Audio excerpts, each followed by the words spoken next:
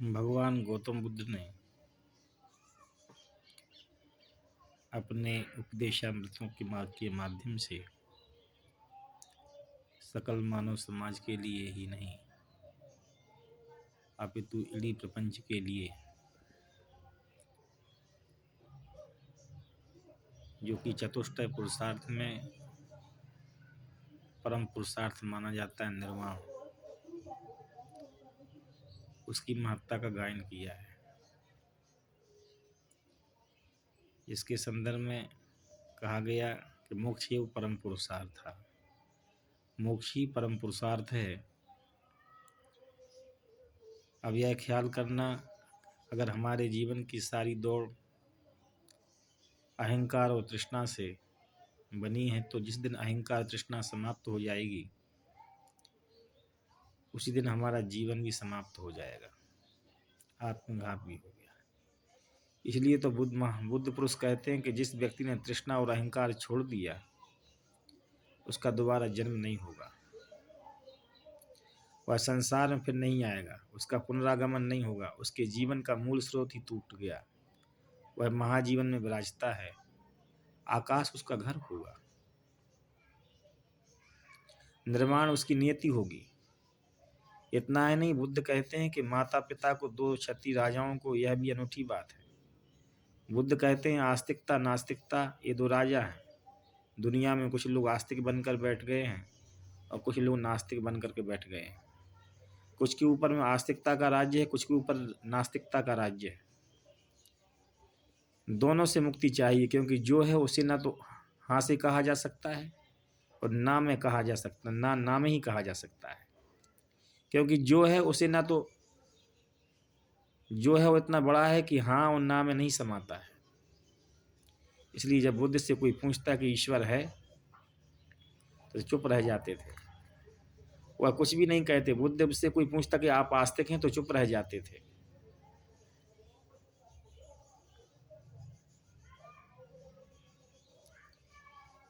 क्योंकि वह कहते कि अस्तित्व इतना विराट है कि उसके बारे में कहा नहीं जा सकता है। जैसा कि उपनिषदों में और वेदांत में कहा गया नेति नेति। क्योंकि वह कहते हैं कि अस्तित्व इतना विराट है कि हाँ और नाम की कोटियों में नहीं समाता। हाँ कहो तो गलती हो जाती है और ना कहो तो भी गलती हो जाती है। क्योंकि जैसे कहा जाए कि ईश्वर है, तो जो है शब्द है। यदि हम कहेंगे ईश्वर नहीं है, तब भी है जो शब्द में है, नहीं में जो है लगा हुआ है, वही है ही ईश्वर है। और हाँ में जो ईश्वर लगा हुआ है, तब भी ईश्वर है। और हाँ और ना दोनों से ही परे है। इसलिए महापुरुषों ने कहा कि ईश्वर की व्याख्या नहीं की जा सकती है। What is definition of God. जिस प्रकार की योगी अरविंद जी से कहा गया था कि डू यू नो गॉड, उनका आई डू ना, do you believe in God का उन्होंने उत्तर देते हुए कहा कि I do not believe in God, मैं भगवान में विश्वास नहीं करता हूँ। क्योंकि विश्वास और ना विश्वास उसी पर हो सकता है जो होना और ना होना जिसके लिए समाहित हो। जो है ही उस पर क्या विश्वास करना, क्या विश्वास करना। ये परम का उपदेश है, ज्ञानी महापुरुषों का उपदेश है। इसलिए मन की सारी विभाजक कोटियाँ से मुक्त हो गया, ये सब मन का विषय है। और हम अक्सर क्या पूरे जीवन पर्यंत विभाजन में पड़े रहते हैं। कभी हम तुम कहते हो तुम, कभी हम कहते हैं सुख विभाजन हो गया। क्योंकि तुम कहते हो मैं पुरुष, कभी तुम कहते हो मैं स्त्री, विभाजन हो गया। जहाँ जहाँ दो का विभाजन है, वहाँ वहाँ तुम मन के प्रभाव के अंतर्गत जीते हो, द्वंद्व में, द्वैत में। जहाँ द्वैत होता है वहाँ मन होता है। जहाँ दोनों गिर गए तुम चुप हो गए, मौन यानी मन के पार हो जाना। इसके लिए कहा गया मननातु मंत्रम, मौन अर्थात मन के पार हो जाना, मन से मुक्त हो जाना। मन के बाहर हो जाने की नियत ही मौन अद्वैत है। जहाँ मैं है वहाँ तुम हो ही जाएगा, जहाँ तुम है वहाँ तुम है वहाँ मैं भी होगा।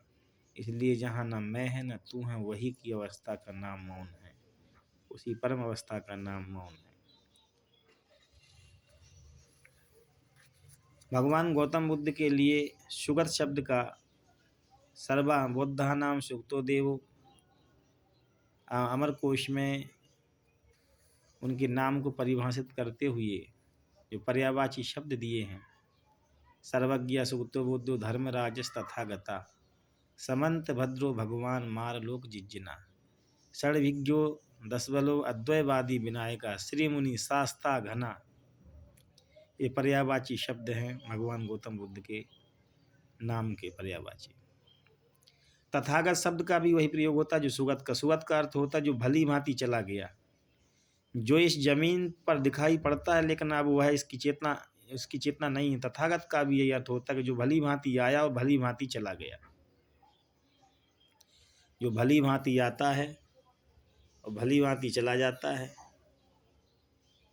लेकिन अधिकांश तो प्रायः जीवन में देखा जाता है कि जो भली भांति ना तो व्यक्ति आता है ना भली भांति जाता है।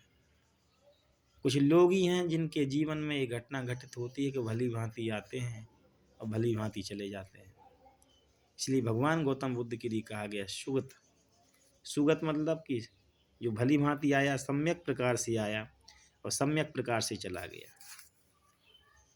जो भली भांति आया और भली भांति चला गया, जो ऐसे आया जैसे आया ही ना हो, और जैसे चला गया जैसे गया ही ना हो, जिसका होना और ना होना किसी को पता ना चले।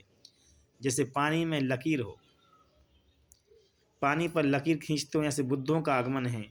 इतिहास पर कोई रेखा नहीं छूटती है, इतिहास पर कोई रेखा नहीं छूटती है।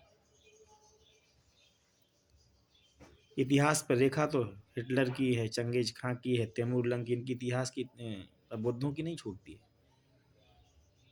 बुद्धों का नहीं छूटी, न करते हैं विध्वंस, तो कैसे रेखा छूटेगी इतिहास पर। अंतर जगत में प्रवेश करते हैं, बाहर के जगत की तो बाहर के जगत में क्या है, बाहर के जगत में धीरे धीरे शून्य हो जाते हैं।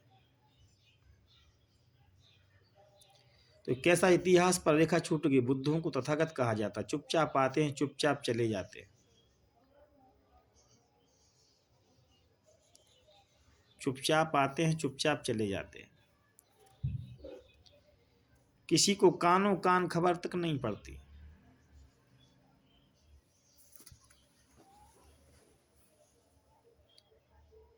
किसी को कानों कान खबर तक नहीं पड़ती। शिष्यों ने पूछा कि तथागत क्या कह रहे हैं, यह आप कैसी बात कर रहे हैं कि माता पिता को मारकर। माता पिता को मारना तो सबसे बड़ा पाप है।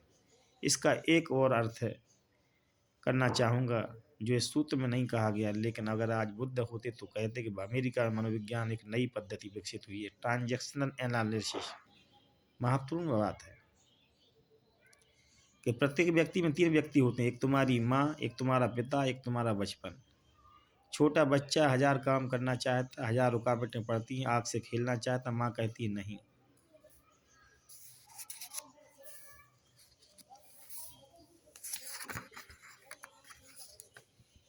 मित्रों के पास बाप कहते रात सो गई सो जाओ, जब सोना नहीं चाहता तो माँ बाप कहते हैं सो जाओ, तब उठना चाहता सुबह तो उठने नहीं देते, जब नहीं उठना चाहता तो उठाते हैं।